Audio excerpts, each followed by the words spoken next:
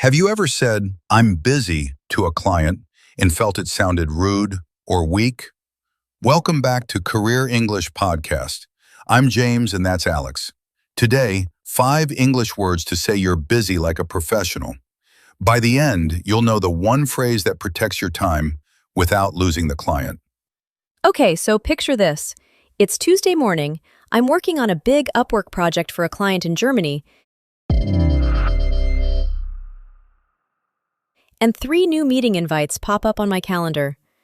I want to say no, but I don't want to sound lazy or unprofessional. What do I do? Great real-life moment. So first, you can write back and say, "I'm completely swamped this week." That tells the client you have a lot of work, but in a polite way. Then you can add, "I don't have the bandwidth for a new call right now." But won't the client think I'm making excuses? In Brazil, sometimes we just say, "I am very busy," and people accept it. That's the key difference. Very busy sounds flat in English, but swamped and bandwidth sound professional and specific. Then you offer a solution. You say, "Can we circle back on this later in the week?" Now the client sees you as organized, not closed. Oh, I like that. So I could write, "I'm swamped today, but let's circle back Friday during my focus time." Wait, no, I wouldn't put my focus time, right? That's just for me. Good catch. Focus time is your private blocked time, so you don't usually offer it to a client. You'd say, "Friday afternoon works for me. Can we talk later that day?" Save focus time for talking to your team or your manager. Okay, let me push back on something though. Isn't swamped a strange word? Doesn't a swamp mean a wet, muddy place with frogs? Yes, exactly. The picture is, you're stuck in a swamp. You can't move because there's so much around you. So, "I'm swamped" means work is everywhere and you can't move fast. It's informal but very common in client emails and Slack messages. Got it. And what about bandwidth? That sounds like a tech word to me, like internet speed. You're right, it started in tech, but now everyone uses it for time and energy. So, "I don't have the bandwidth" means, "I don't have the energy or hours to do this well." It's softer than saying no. You're saying, "I want to, but I can't right now." Okay, that feels useful. And later seems simple, but I bet I'm using it wrong. Last week I told a client, "I will send you the file more later," and she just replied with a question mark. Yes, more later isn't English. Just say later today or later this week. Be specific. "I'll send the file later today, around 4 p.m. is much better.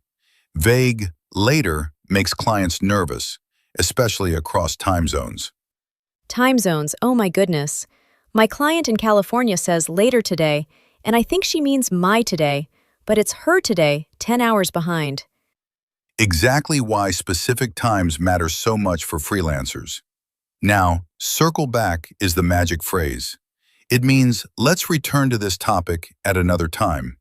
You're not saying no, you're saying not now. Clients love this because it shows you'll remember. So if my client asks about a new feature, and I'm too busy, I can say, "Let's circle back on the new feature next Tuesday." Then she knows I haven't forgotten. Perfect example.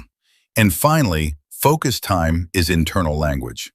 You tell your team, "Mornings are my focus time. Please don't message me before 11.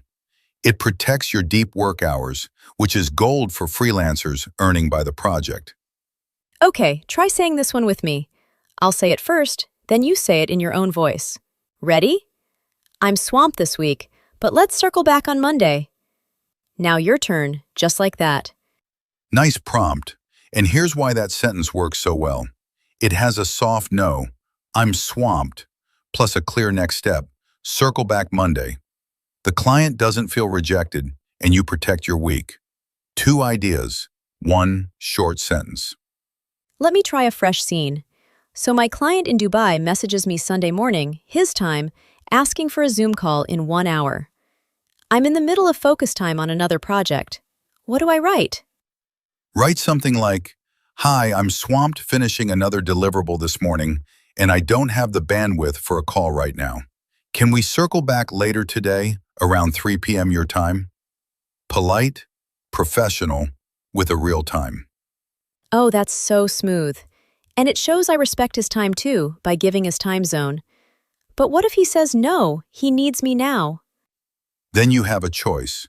You can break your focus time if it's urgent and the client pays well, or you can say, I understand it's urgent.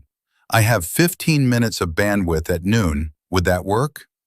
You're flexible, but you protect your day. I love that. 15 minutes of bandwidth, not the whole hour. That's a real freelancer move. Exactly. So let me walk through one full scenario using everything. Imagine your client in London emails Monday, "Can we meet today?" You reply, "I'm swamped finishing the report. I don't have the bandwidth for a meeting today, but I have focus time tomorrow morning. Can we circle back later tomorrow afternoon?" That email is gold. Wow, all 5 words in one email. Let me try one too. Hi, Sarah. I'm swamped with the design files this week and don't have bandwidth for a long call. Can we circle back later? Maybe Thursday after my focus time? How was that? That was excellent. You sound like a senior freelancer, not a beginner. Notice how you didn't apologize 10 times or say, "I'm sorry, I'm so sorry." You just stated your situation and offered a next step. Clients respect that. That's something I had to learn. In my culture, we apologize a lot, but in client English, too many sorries makes you look weak. Just be clear and offer a time. Exactly right. Confidence wins contracts. If you found this helpful, please subscribe to Career English Podcast. We make new episodes every week for freelancers and remote workers. Next episode, we're covering how to ask for a deadline extension without losing the client. You won't want to miss it. Yes, that one is going to be so useful. Honestly, half my stress as a freelancer comes from deadlines. So practice this week. Write one email using swamped or circle back and send it to a real client. See what happens. Try this in your next email. Come back next episode and tell us how it went.